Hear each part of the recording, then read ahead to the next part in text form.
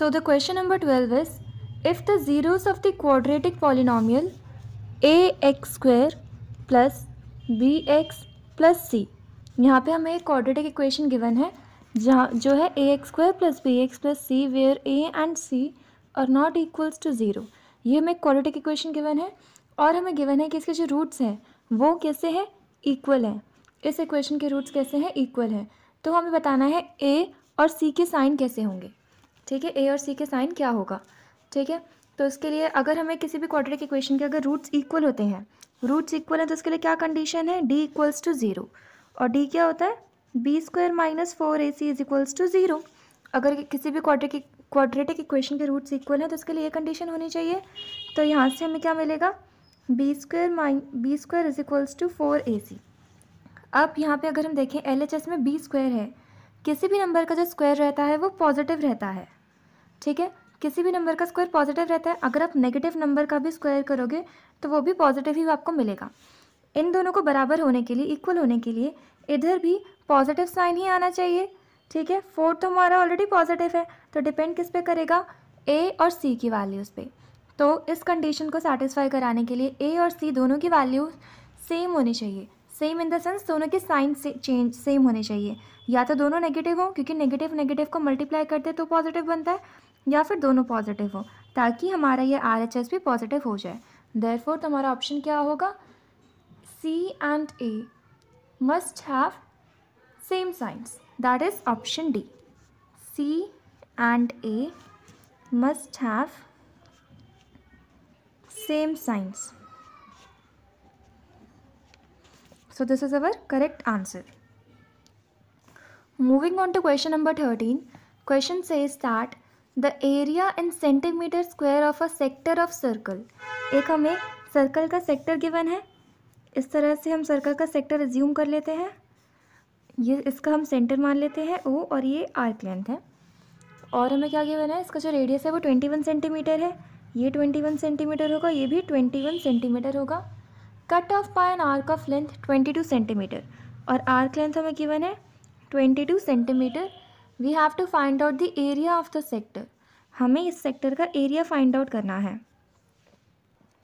तो area of sector के लिए हमारे पास एक फॉर्मूला होता है, area of sector is equals to 1/2 into L into R, जहाँ पे L हमारा क्या है, length of arc, and R is the radius.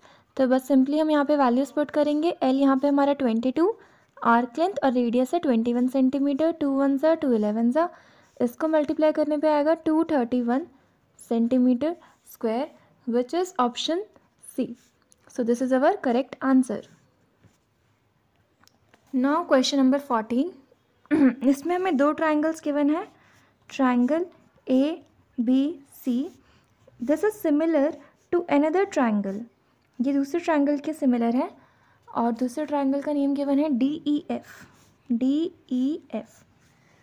We have been given that AB की जो मेजरमेंट है that is 6 centimetre, DE is equals to 9 centimetre, EF is equals to 6 centimetre and FD is equals to 12 centimetre. ये सारी measurements यहाँ पे centimetre में है। हमें फाइंड आउट करना है the parameter of triangle ABC। हमें ट्राइंगल ABC का पैरामीटर फाइंड आउट करना है। तो हम कैसे करेंगे, इसके लिए एक प्रॉपर्टी होती है, सिमिलैरिटी की प्रॉपर्टी होती है, AB अपॉन DE। जो कॉरेस्पॉन्डिंग साइड्स रहती हैं उनका जो रेशियो आएगा वो सब में सेम आएगा। AB इसके कॉरेस्पॉन्डिंग है तो AB और DE का रेशियो बाकी सारे साइड्स के रेशियो के इक्वल भी होगा। AB का रेशियो DE के इक्वल, AB अपॉन DE का रेशियो BC अपॉन EF, और ये किसके इक्वल होगा, AC अपॉन DF। अगर इन सब के साइड्स का रेशियो सेम है तो उनका पैरामीटर का जो रेशियो रहता है वो भी सेम रहता है। Parameter of triangle ABC upon parameter of triangle DEF। ठीक है, तो बस इसे हम वैल्यूज पुट कर देते हैं। इन दोनों चीज़ों को हम यहाँ से पिकअप कर लेते हैं। हम इस वाले ट्राइंगल का एरिया निकाल सकते हैं, सॉरी पैरामीटर निकाल सकते हैं। ट्राइंगल DEF का पैरामीटर क्या आएगा, 9 + 12 इज 21 + 6 27 आ जाएगा। तो पैरामीटर ऑफ ट्राइंगल DEF क्या आ रहा है हमारे पास 27 सेंटीमीटर। हम इसमें वैल्यूज़ पुट कर देते हैं। A B upon D E is equals to parameter of triangle A B C upon parameter of triangle D E F. A B का मेजरमेंट 6, डी की वैल्यू 9 और parameter of triangle A B C हमें find out करना है। D F का parameter अभी निकाला, that is 27। तो यहाँ से हमारे पास आएगा parameter of triangle A B C किसके इक्वल आएगा, 9 1 ज़ा 9 3 ज़ा 3 6 ज़ा 18 सेंटीमीटर। 18 सेंटीमीटर हमारा आंसर आ जाएगा, that is C option, option C. Question number 15, हमारे पास एक वर्ड है मैथमेटिक्स। मैथमेटिक्स, इसमें हमें वॉवल्स का रेशियो निकालना है। वॉवल्स क्या क्या है इसमें, 1 2 3 4, 4 वॉवल्स है इसमें। फेवरेबल कितने हो गए, 4, और टोटल इनको काउंट करोगे तो इट इज़ 11। 4/11 आ गया। और हमें गिवन है इसका जो प्रोबेबिलिटी है गेटिंग वॉवल्स वो किसके इक्वल है, 2/2x + 1 के इक्वल है। तो इसकी जो वैल्यू है ये इसके इक्वल होगी, probability of vowels. Cross multiply कर देते हैं, 4 2x + 1 इज इक्वल्स टू 2 × 11, ये आ जाएगा 8x + 4 is equals to 22। 8x is equals to 22 - 4 is 18 and x is equals to 18/8।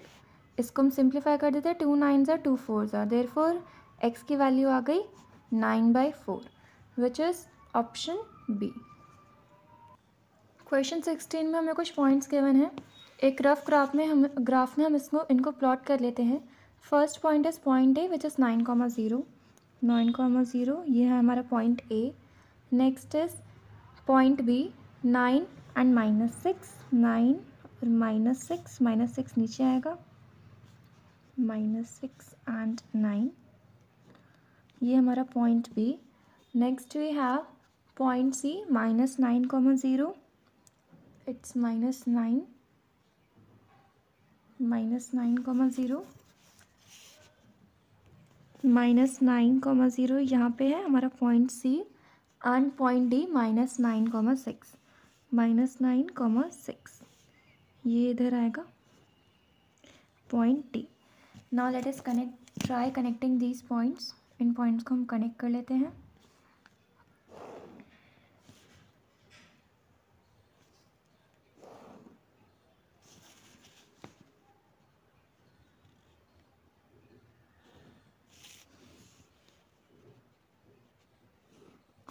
तो यहाँ से फिगर से हमें क्या पता चल रहा है कि ABCD क्या बन रहा है, एक parallelogram, option C, parallelogram.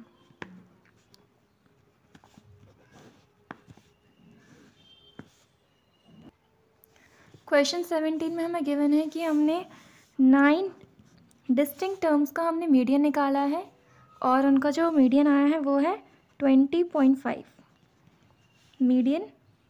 Median हम x मान लेते हैं, वो है 20.5।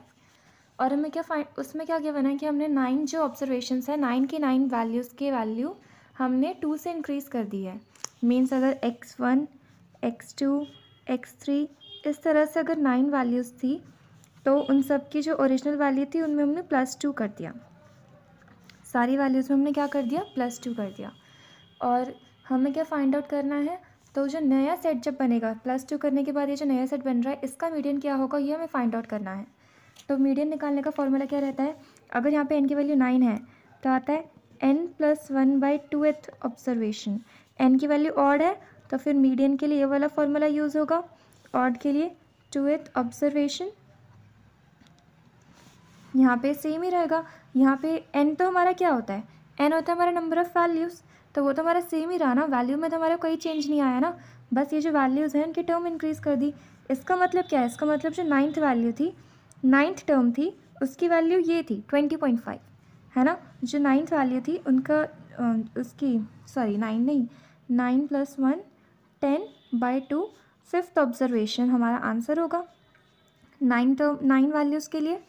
तो फिर इसका मतलब क्या है कि जो 5th टर्म थी उसकी वैल्यू 20.5 थी। अब यहाँ पे जब सारी वैल्यूज़ में +2 हुआ है तो ये 5th वाली वैल्यू में भी तो +2 होगा, तो 5th वाली वैल्यू भी क्या हो जाएगी 22.5। मीडियन का फॉर्मूला हमारा वही रहेगा, उसमें कहीं चेंज नहीं आएगा, बस ये जो वैल्यू थी इसमें +2 हो जाएगा. सो 22.5 is our new median and the option is it is increased by 2. A option, increased by 2.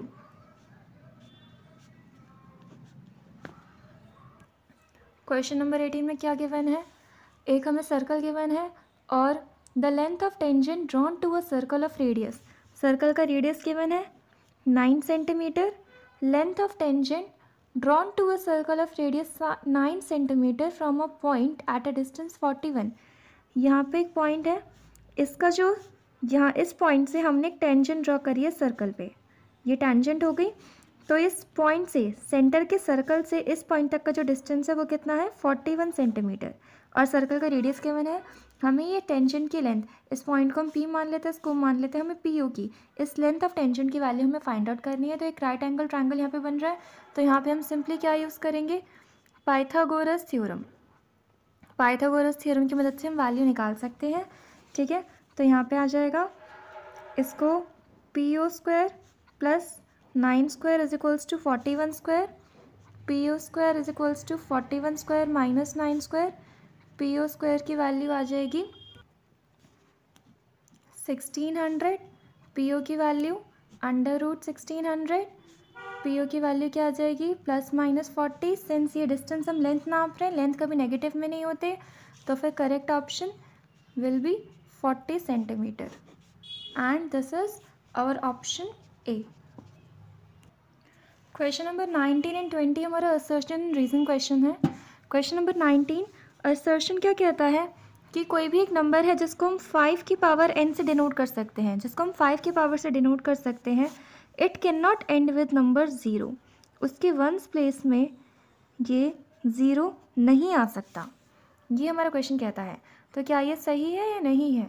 तो अगर ये एक प्रूफ भी था एक्सरसाइज में, अगर आप लोगों को याद हो तो, कोई भी नंबर अगर उसको 0 से एंड होना है, 0 से एंड होने के लिए उसके प्राइम फैक्टराइजेशन में 2 और 5 दोनों आने चाहिए. लेकिन हमारे पास सिर्फ 5 है, 2 यहाँ पे प्रेजेंट नहीं है, इसलिए 0 नहीं आ सकता. तो हमारा असर्शन करेक्ट है. नेक्स्ट हम आ जाते हैं रीज़न पर. What the reason says is a number ends with 0 if it's prime factorization contains both 2 and 5. जो हमने अभी कहा था वही इसमें गिवन है कि अगर नंबर को 0 से एंड होना है तो उसके प्राइम फैक्टराइजेशन में 2 and 5 दोनों का ही होना ज़रूरी है, सिर्फ एक के होने से काम नहीं चलेगा. यहाँ पे सिर्फ 5 है, 2 प्रेजेंट नहीं है. तो ये बात एकदम सही है, ये इसके लिए करेक्ट रीज़न है. जो असर्शन हमें गिवन है इसके लिए एकदम करेक्ट एक्सप्लेनेशन है. तो हमारा ऑप्शन A सही हो जाएगा इसमें कि both assertion and reason are true. Both A and R are true and reason is the correct explanation of assertion. Correct explanation of assertion. Last question of part A, question 20. Question 20 क्या कहता है? हमारे पास है cos A plus cos square A is equals to 1. तो क्या then sin square A plus sin to the power 4A ये भी 1 के इक्वल होगा? ये हमें गिवन है, ये cos A plus cos square A 1 है. तो कहते हैं कि अगर ये वैल्यू 1 है तो sin square plus sin to the power 4A भी 1 के इक्वल होगा. तो हम देखते हैं क्या ये असर्शन ट्रू है या नहीं. हम इसको अज्यूम कर लेते हैं हमारी इक्वेशन नंबर 1 है, इसको अज्यूम कर लेते हैं इक्वेशन नंबर 2 है. तो इक्वेशन नंबर 1 से हमारे पास क्या आता है? यहाँ से हमारे पास cos A की वैल्यू क्या आ जाएगी? 1 माइनस cos स्क्वायर A. इसी इक्वेशन से इसी वैल्यू को हम cos A की वैल्यू को वापस यहीं पे पुट कर देते हैं. ओके, और ये जो 1 माइनस cos स्क्वायर A किसके इक्वल होता है? sin स्क्वायर A के इक्वल. हमारे पास प्रॉपर्टी होती है cos square A plus sin square A is equals to 1.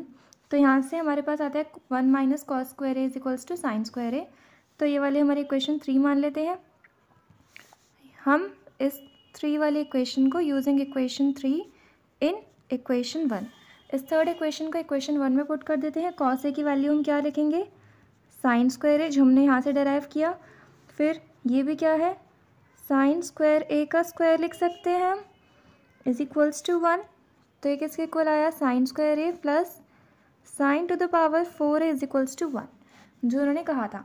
तो असर्शन हमारा क्या है, करेक्ट है, असर्शन इज ट्रू, असर्शन हमारा यहाँ पे ट्रू प्रूव हो गया है। आगे देखते हैं रीज़न क्या कहता है। रीज़न हमारा कहता है sine square A plus cos square A is equals to 1, कि भाई ये प्रॉपर्टी होती है, इसकी वजह से ही ये कंडीशन हमारी सेटिस्फाई हो रही है। तो हमने यही प्रॉपर्टी यूज़ करके यहाँ पे प्रूव किया है ना, इसलिए रीज़न इसका करेक्ट एक्सप्लेनेशन है। तो यहाँ पे भी हमारा ऑप्शन ए करेक्ट हो जाता है। ऑप्शन ए क्या कहता है, both assertion and reason are true and reason is the correct explanation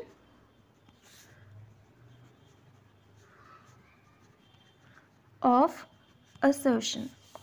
तो इसी के साथ हमारा सैम्पल पेपर 2025-2026 का सेक्शन ए पूरा कंप्लीट हो चुका है।